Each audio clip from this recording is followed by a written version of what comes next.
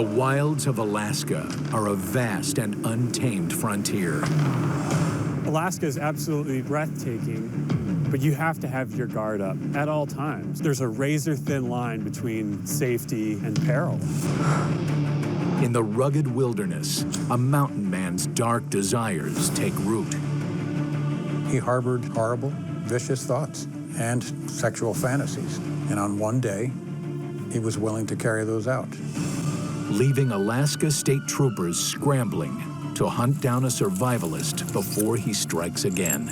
Very important that we find him, and find him fast.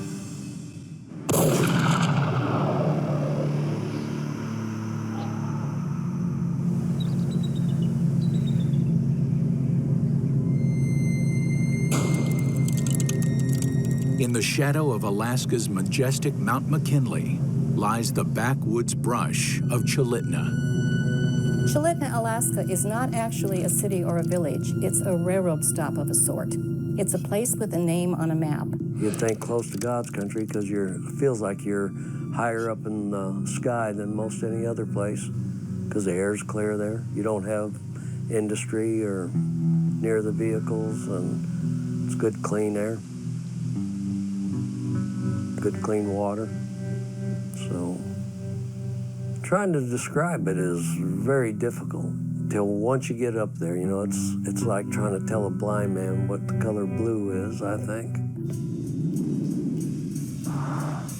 The few who call this untamed wilderness home rely on their own resources, carrying in supplies by four-wheeler or snow machine. The reason people pick these cabins is because you can't get there any other way except by the railroad, by foot, or by an ATV, four-wheeler. It's hard for people to imagine what life in rural Alaska, a place like Chulitna, is like. Imagine you have to get your own food, your own firewood, your own fuel for your various machines, your generator. You have to prepare yourself for an extended period of time without contact with humanity. The winters here are rugged, but the spring thaw exposes a picture-perfect paradise.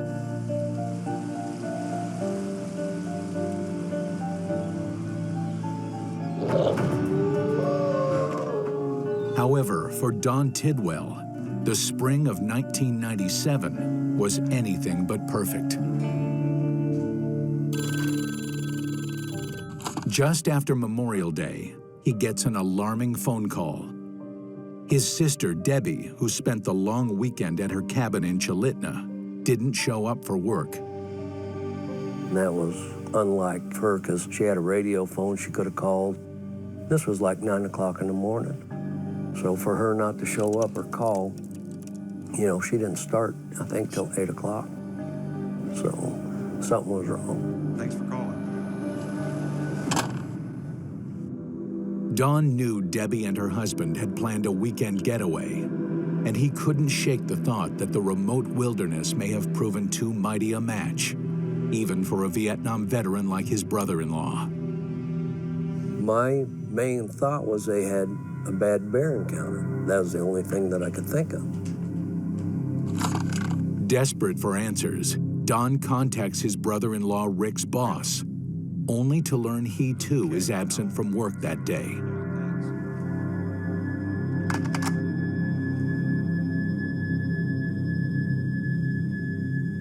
I just had this black cloud over me, this eerie feeling, you know, and I couldn't explain it. I mean, it's a feeling up your backbone that there's no explanation for it. I was worried to death.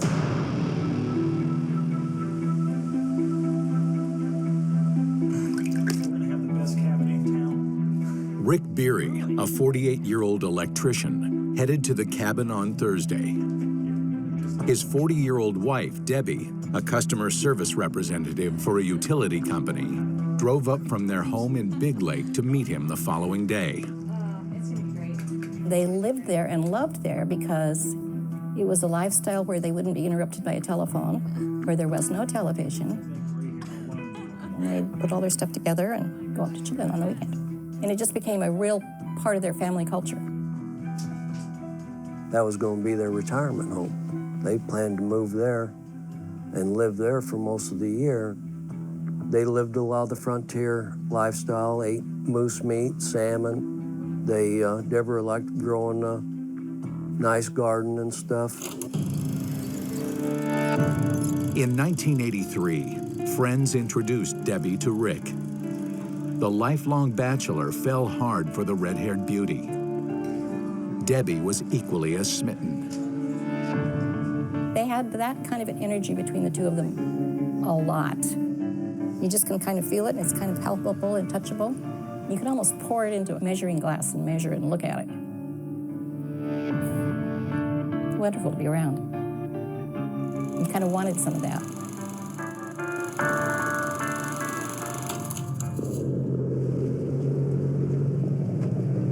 Hours after learning his sister didn't show up for work, Don Tidwell arrives at the cabin in Chalitna and finds things seemingly out of sorts.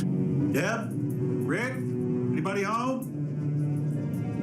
Their cabin was just like somebody had walked out. There's a beer on the table, cheese and crackers laid out like he had just walked out. They were good housekeepers and stuff. He wouldn't leave a beer on the table and cheese and crackers out and then just never come back. Don also notes that the couple's 2 dogs appear agitated and uneasy. They had been in the cabin so long that they had defecated on the floor.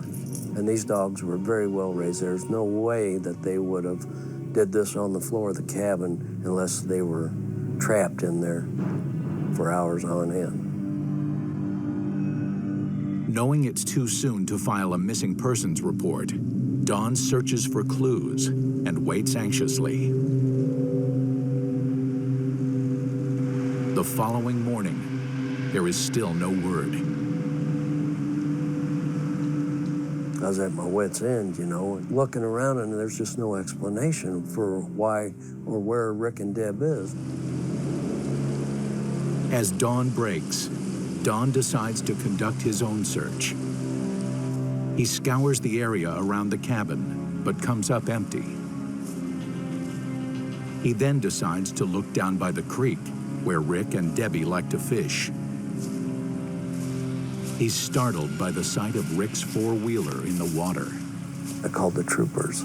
I said, I know that you're supposed to wait 48 hours, but I believe something has happened longer than 48 hours because there are 4-wheelers in the creek. Alaska state troopers immediately launch their own investigation, combing a 2-mile radius around the couple's cabin.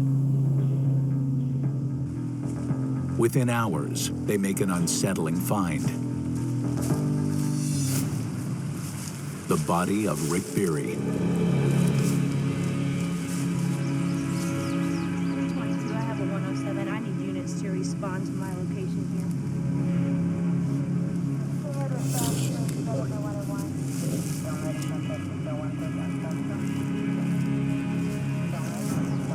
Oh, excuse me, sir. Excuse me, sir. Excuse me, sir. You cannot come in here. I think that's my brother-in-law. Okay, I understand that, but you cannot come in. My sister's still And missing. by the time I met them down there, they had Rick in a body bag.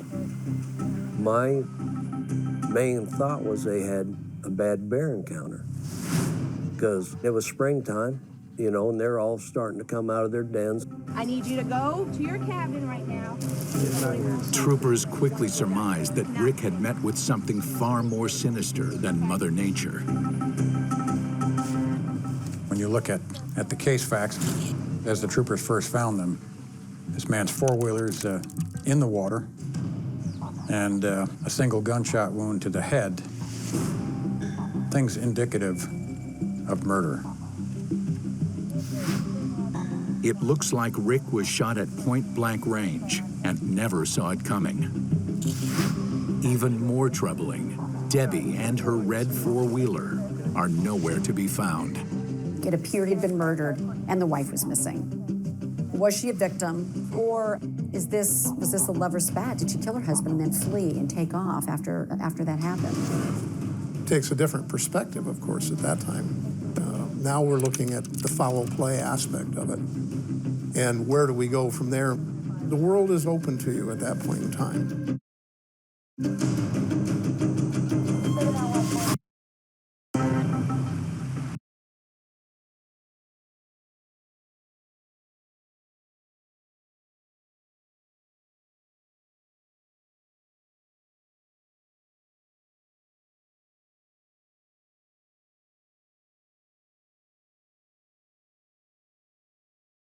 In the remote Alaskan wilderness, some 200 miles from civilization, a chilling discovery leaves state troopers grasping for answers. The body of Rick Beery is found in a creek just 2 miles from his backwoods cabin. He has been shot execution style. I just couldn't believe that he could be dead. I was supposed to die before him. That wasn't okay. To make matters worse, there is no sign of Rick's wife, Debbie, or her red four-wheeler. The odd scenario paints her as a likely suspect in the eyes of police. Had she and Rick had a lover's spat? Might she have left Chalitna to cool off? Or was it something more sinister? Might Debbie have killed her husband in order to be with someone else? We keep narrowing that focus down in terms of where that investigation would lead. We still have a missing person.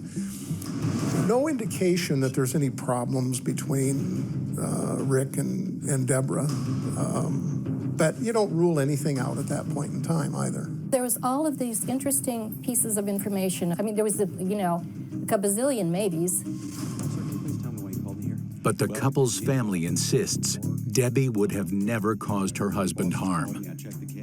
I knew something had to happen to Deb. Rick was Deb's savior, and I knew somebody had to have killed him, and I was sure that he was probably trying to protect Deb, so, I was worried to death about my sister. Police are met with as many questions as family members. Rick had been gunned down along the only pass in and out of Chalitna. Might someone have stalked him? Had he been the only target? Or had Debbie met the same fate? Desperate to find Debbie alive, police set up a dragnet and first question electrical workers who had been installing cable along the railroad tracks near the creek where Rick's body was found.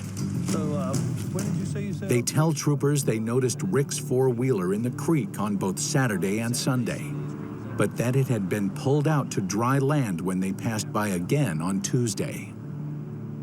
The workers also say they heard gunshots being fired from a nearby campsite. And they recall the encampment being marked by a disturbing makeshift flag, a pair of women's underwear. Certainly somebody who's in the area shooting off a .22 and hanging women's underwear in the trees becomes somebody that you're looking for when there's a woman missing, and you believe foul play, for sure. Days later, authorities get a lucky break when the mystery camper comes forward. 21-year-old Gavin Seha tells police he became lost and was heading toward some smoke from a cabin when he got tired and pitched camp. He slept just yards from Rick's corpse, but claims he never noticed the body. His goal was not to camp there at that creek. His goal was a good fishing river, some, I think, 4 or 5 more miles further down the tracks. But he gave up and stopped right there near that creek to pitch his little camp on a little spot of ground, unbeknownst to him that he's camped right at a murder scene. This kid came along and camped right there and even put up a flag to let everybody know that he was there. And he tells police he found some of Rick's belongings.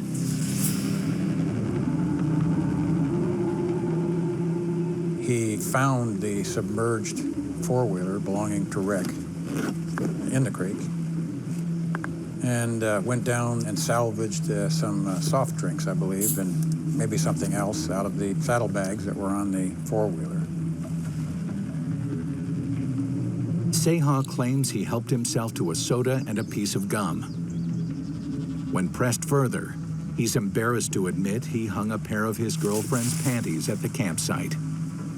He was somewhat ashamed, but he did acknowledge that it was him that did it as a practical joke. Now, he presented a number of interesting circumstances. Certainly, he picked the wrong place to pitch his camp at the wrong time. But troopers find no evidence to suggest Seha was involved in Rick's death or Debbie's disappearance. At a loss for leads, authorities decide to take a closer look into Rick and Debbie's past.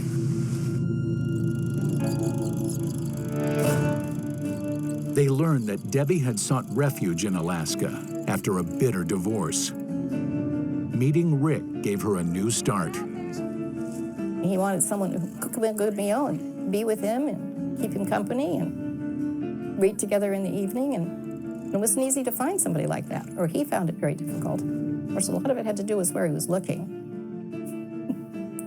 But anyway, they just found each other. And I think it was one of those God things that she wound up in that same area that he was.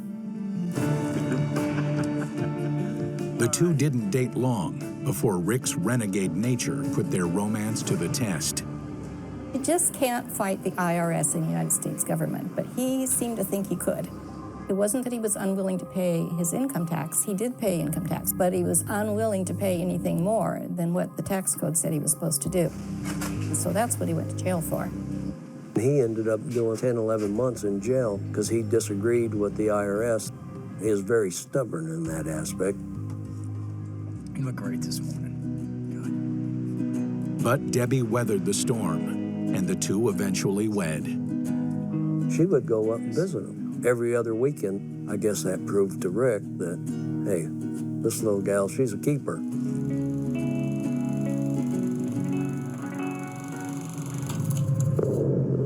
Rick's run-in with the law raises suspicions. Police question whether Rick may have had a beef with an old cellmate. Maybe someone had promised to get even with him on the outside. As authorities scramble to track the killer, searchers continue to comb the rugged terrain for any sign of Debbie.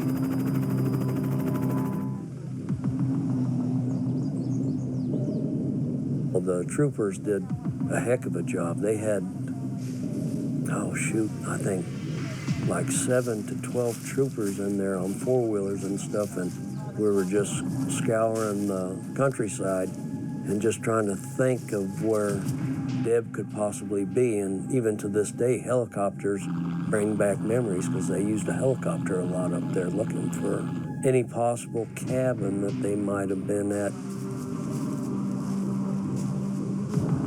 But they come up empty, and family members become increasingly concerned.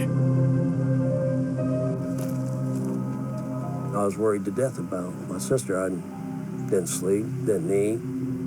I even thought of trying to get a psychic involved and possibly helping, because we had traveled all over looking for her back there. We couldn't locate her nowhere, you know, back in the Chilitna River area. And I know she would never leave Rick, so, you know, I was just tearing my head apart.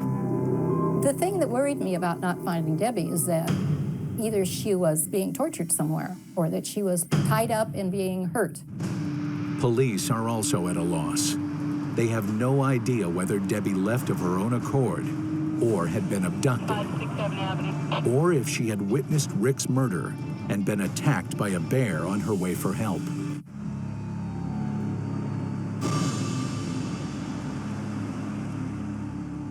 Seven days after discovering Rick Beery's body, investigators scour the thick underbrush along the creek and learned firsthand what really became of Debbie.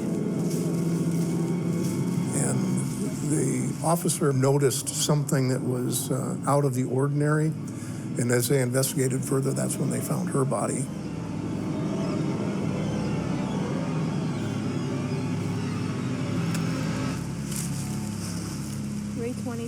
I have a 107 at my location.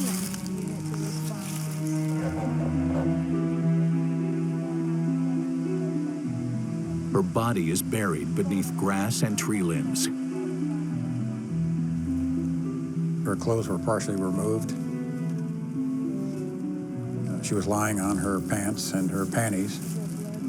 There was some semen at the scene. An autopsy reveals even more disturbing details. Not only was semen present, but there were a number of contusions, abrasions, and other findings that not indicative of consensual sex. So she was shot to death, similar or identical to her husband. And there is enough evidence to suggest the killer may have had sex with Debbie's corpse. Authorities are shaken by the sadistic nature of the crime. With no suspects or motive, they are plagued by a single terrorizing thought. What if the crazed killer vanished into the vast wilderness of Alaska? Alaska state troopers discover the bodies of Rick Beery and his wife Debbie in the remote Alaskan wilderness. Both have been shot execution style. People were very frightened. Somebody was still out there who killed 2 people in cold blood, and no one knew where they were. Panic grips the tiny town of Chulitna. Neighbors fear a predator is lurking among them. But who could it be? And when might he strike again? It just seemed like somebody who was very angry. That was the fear. Was it a neighbor who they knew very well, who was still in their cabin, acting like nothing happened, still in the vicinity? Was it a mystery person who was just a mountain man who was still living in the wilderness and homeless out there? Was it a stranger who just came through and left town and is already on their way? So that was the fear. The fear was of the unknown.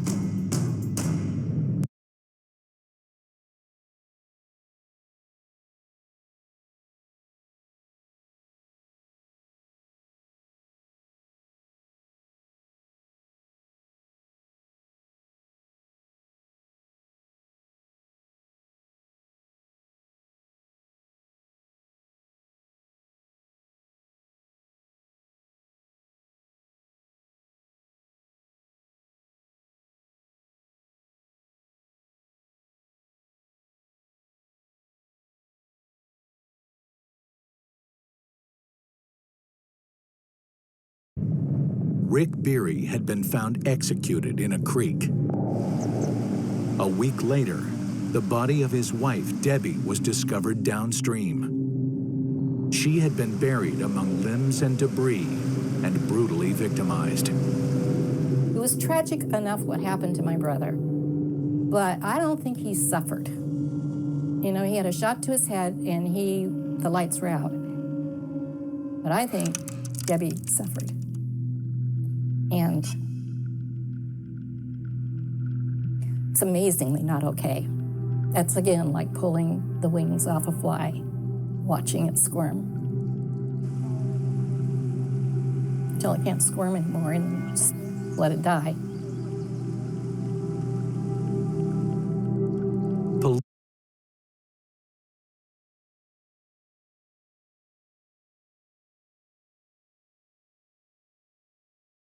Police know the killer is as dark as they are desperate.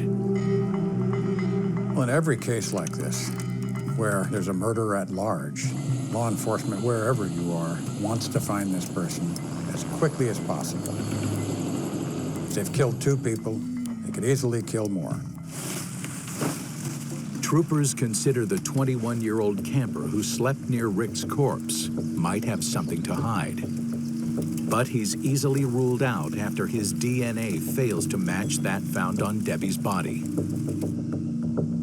Police question Rick and Debbie's neighbors and come up with a lead. The neighbors say the couple got along with everyone. Everyone except Paul Stavagnord, a 46-year-old mountain man who lived about a mile away. They didn't live like the rest of us. He lived in the shadows, not in city shadows, but he lived in the wilderness. He would while away his days out there in that cabin. Neighbors claimed Stavignyord had stolen fuel from Rick and Debbie's cabin, and that Rick further suspected Stavignyord had taken a snow machine and a .22 rifle.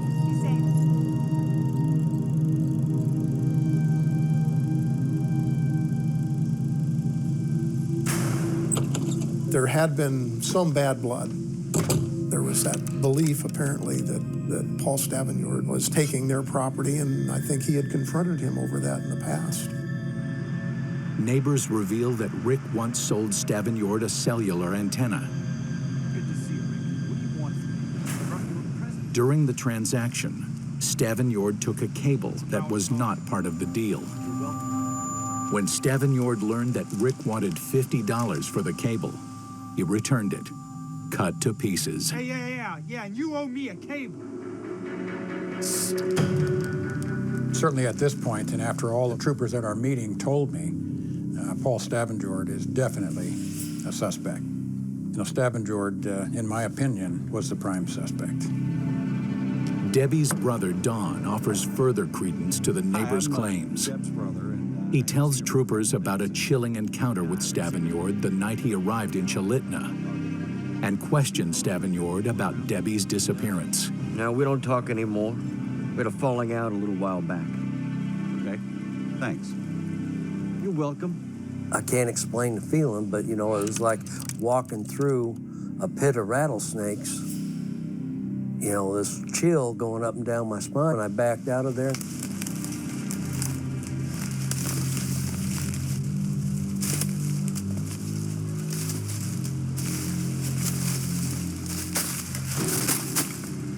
What are you doing? I thought I'd look around, too. Don't sweep me. After you.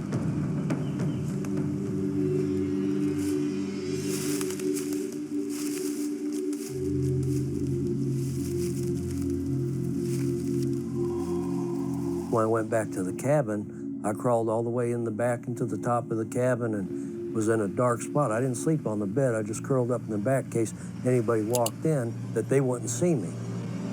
And I slept with my pistol right by my side.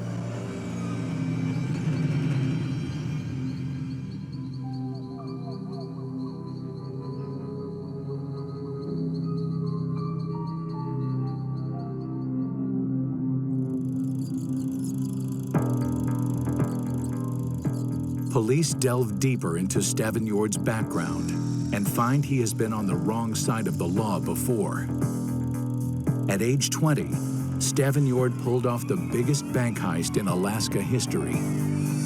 He and I think 2 other young friends of his had robbed the bank, and then they had escaped into the mountains. But the trio hadn't calculated the weight of their loot. They were forced to stash the cash in the woods in order to stay on the run. Go. Done. They were out there for a while, and it was tough to track them. 2 days later, Stavignyord walked out of the brush and into the arms of police. Stop! Put your hands up.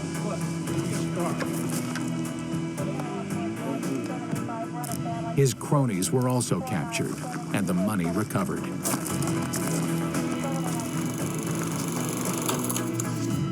After a 3-year prison stint, Stavignyord reportedly became a different man. He married, got a job with the railroad, and started a family. 15 years later, the marriage fell apart, and he came unhinged. He began dressing like an old-time trapper and buried himself in crafts, carving small Arctic animals and flutes out of wood to sell at local shops.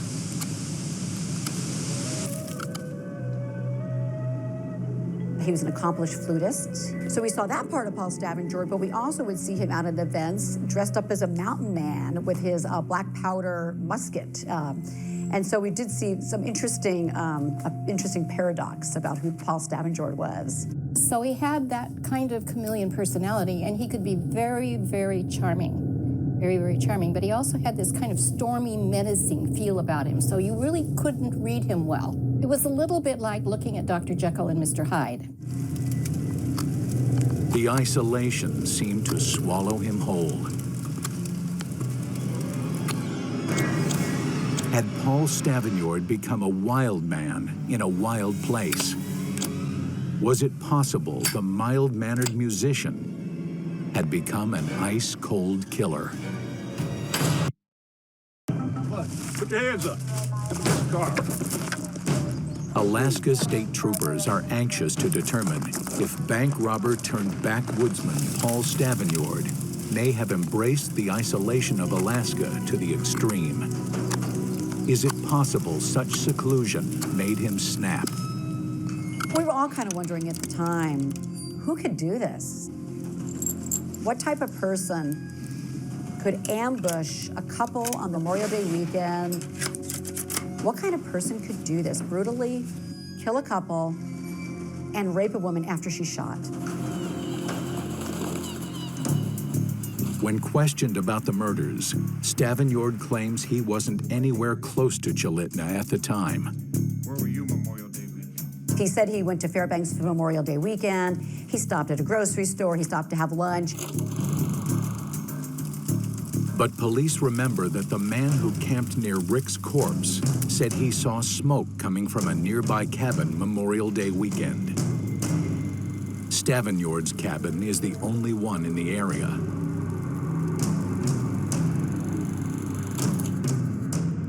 Troopers find that's not the only discrepancy in Stavagnord's story. We don't serve steak for lunch. There were a number of places up and down the highway where he said he had either gotten gas and some snacks or had actually stopped and had dinner, places he was at in Fairbanks. Can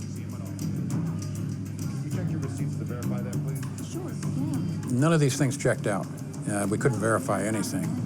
Stavagnord didn't have receipts to prove these purchases. Thank you. None of it checked out.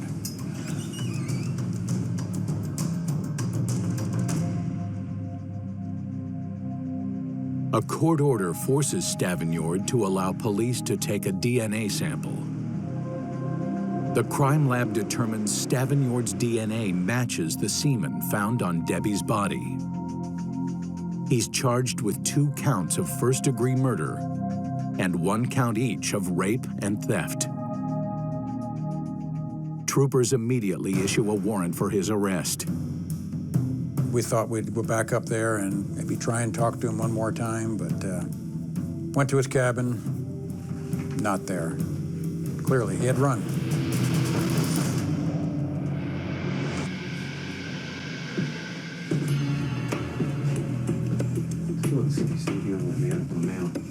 Authorities search Stavagnord's cabin for clues and uncover something of interest. Never seen a criminal suspect leave this sort of stuff behind. They were notes about my conversations with Stavagnord, and then basically his narrative, a story, a script, if you will. It sounds exactly like what he told us. If you're gonna lie, you better write it down and repeat it over and over and over and over until, just like any good actor, you've got it down pretty good, and it becomes you. It becomes his story, his truth. Very damaging evidence. Troopers also find a journal in which Stavagnord described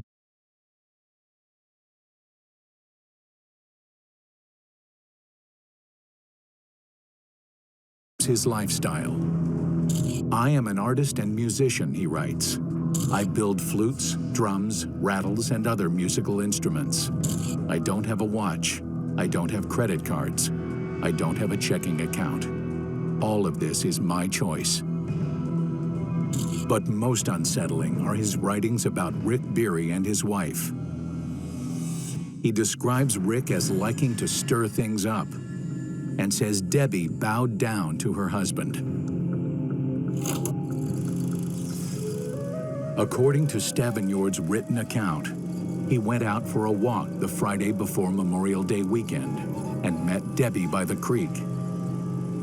He describes a romantic rendezvous in which he played his flute for her. He talked himself so much into thinking that he had a relationship with Debbie, or that she could have one with him, or that he had some kind of mystical powers over women, and that there was some kind of real response going on there, that he actually thought that was true.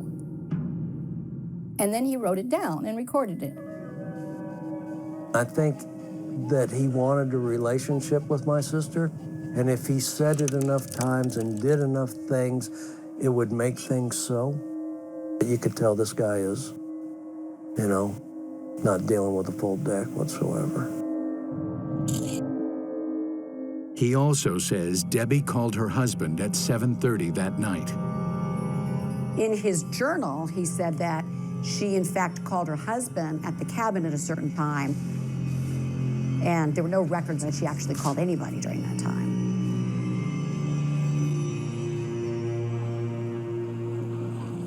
Desperate to bring Stavignon to justice, authorities launch an intensive manhunt. His face was out there all across the country looking for this guy who we had no idea if he was still in Alaska in the wilderness or already made it across the border. It was a major case up here. People were concerned. I mean, he could have been in the wilderness right in their backyard. I mean, he was a survivor. He can make it. Meanwhile, Debbie's brother Don hopes to capture the elusive mountain man himself and camps out at Stavignord's cabin just in case he returns. If he came back to the cabin, we was going to get right down to the truth of what did happen. If I could have got him in my sight, I'd have shot him in a New York second. But Stavignord never comes back.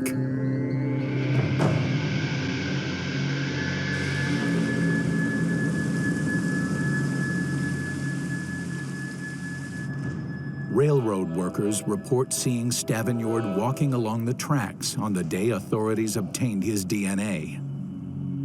They tell police he had shaved his beard and mustache.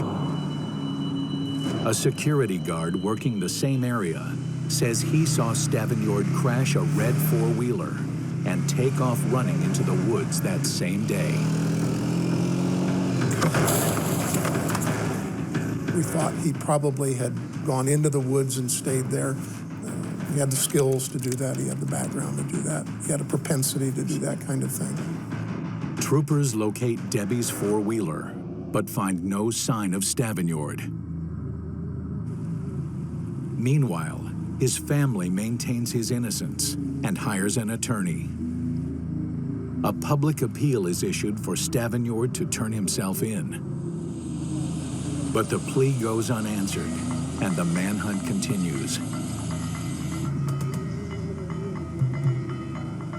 As weeks pass with no sighting of Stavignord, troopers are forced to come face to face with their worst fear.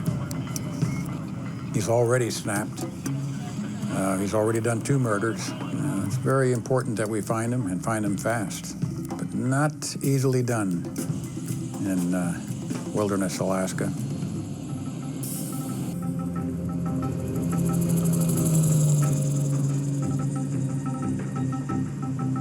Authorities scour the woods near Chulitna, but Paul Stavignord has seemingly vanished. One more among the missing in Alaska. It's like looking for a needle in a haystack, quite literally. For a guy like Stavignord, who really knew Alaska, knew how to live in remote Alaska, there are a lot of places to hide.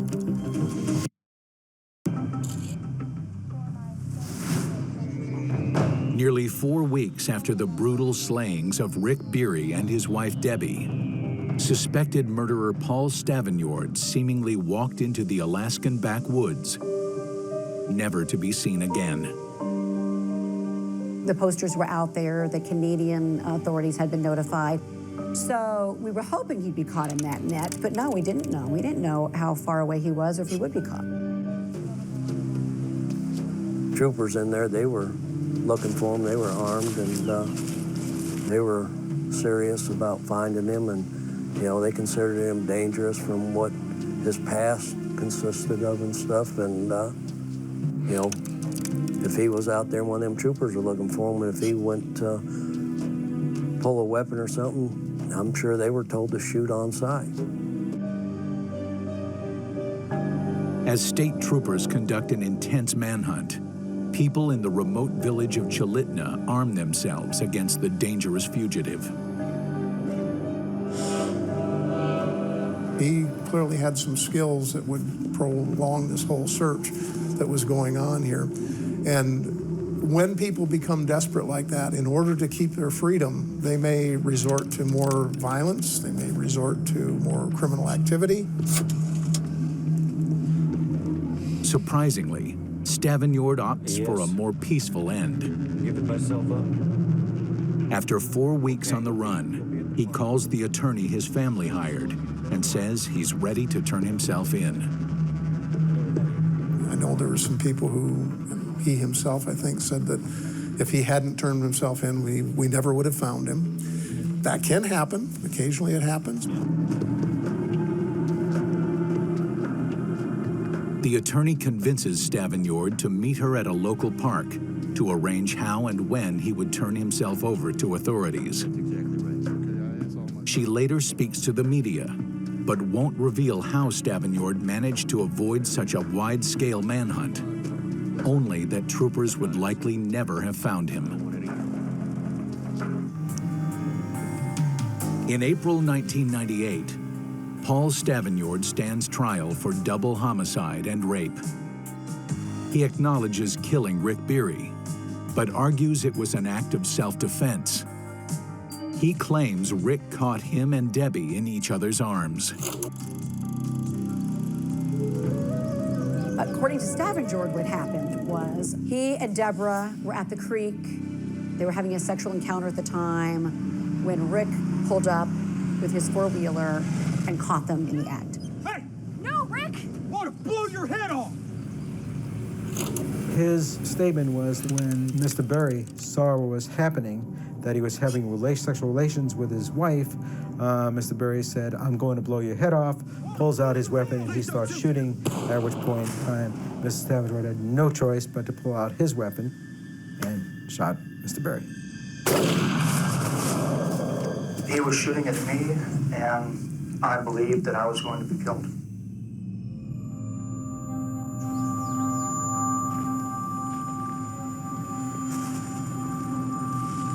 After the confrontation, Stavignyord says he saw Debbie lying on the ground with a bullet through her head. According to the defense, Rick Beery killed his own wife in a moment of inexplicable rage. They further argue that Stavignyord panicked. He had said that at the time, he knew no one would believe him. With his criminal past, no one would believe that it was accidental and self-defense. He carried Debbie's body to a grassy spot down the creek and covered it with branches. By then, Rick's body had floated into a deep pool where Stavignyord left it. In a strange twist, on the last day of testimony, Stavignyord asks to play a song on one of his hand-carved flutes. He decided to play his flute because his attorney said he could express himself much better through his music. And it was a song that he said that he played for Deborah right before Rick found them. He thought he was going to be like a snake charmer to the jury. Once they heard his melodies, that would be it. How can you convict somebody who can make such beautiful music, I guess?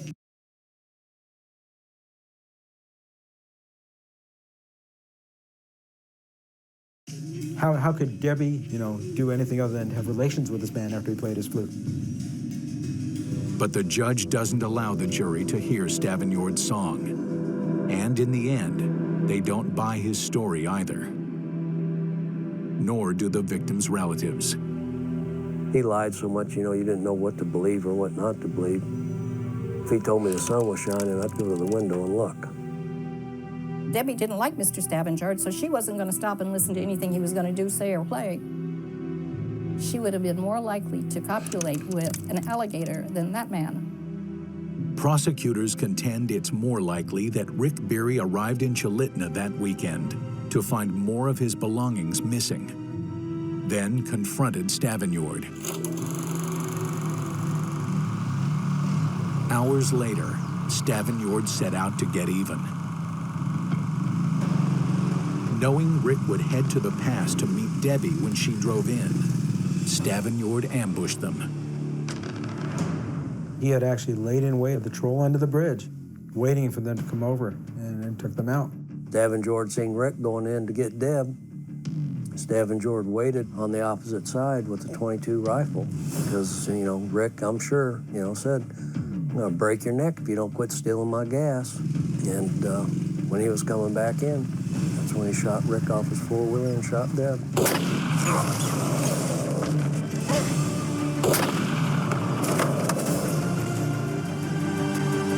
If he didn't kill Rick, Rick would have died trying to get to him to take him out. Deborah, you know, she would have fought hook, tooth, and nail to save Rick, too.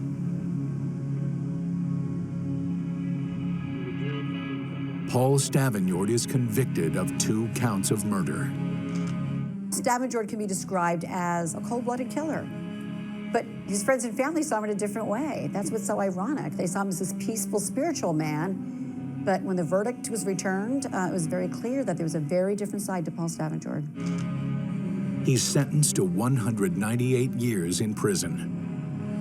The judge notes the steep sentence stems from the fact Stavengard never expressed any regret. My first thought was, kill the SOB, you know, and to this day, you know, I really believe an eye for an eye, a tooth for a tooth, and, you know, as far as I'm concerned, he's breathing my good air and taking up too much space.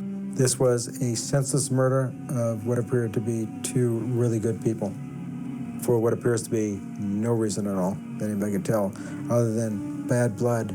No matter what the words were, they certainly didn't justify the death of these 2 people.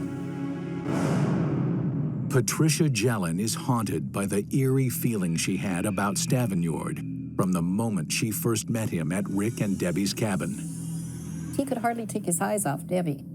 And it was an uncomfortable feeling when you feel like somebody is openly and in public undressing you. That's not a comfortable feeling for a woman. And it wasn't me he was doing that to. I didn't like that feeling, so I think she was in trouble for a long time. Patricia was so disturbed by Stavengard, she felt compelled to warn her brother and his wife. And I said, I don't know what's going on with that man, but he's not a healthy person for you to have, and you shouldn't have him in your house. And he shouldn't know how to get in your house, and you shouldn't have Debbie out there fishing by herself, because if he can walk in here on a moment's notice, I bet you anything he knows where she's fishing and what she does.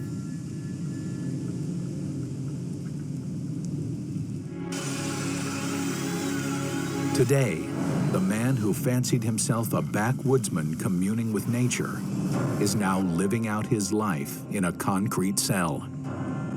He has no chance of parole. Mr. Stavengard was living the dream that he wanted to live. He was in the middle of nowhere. He had a beautiful cabin. He had everything that he needed. And apparently, he also decided that as much as anything, that perhaps other people had more than he had. He'll never do this to nobody again, unless he breaks out of prison.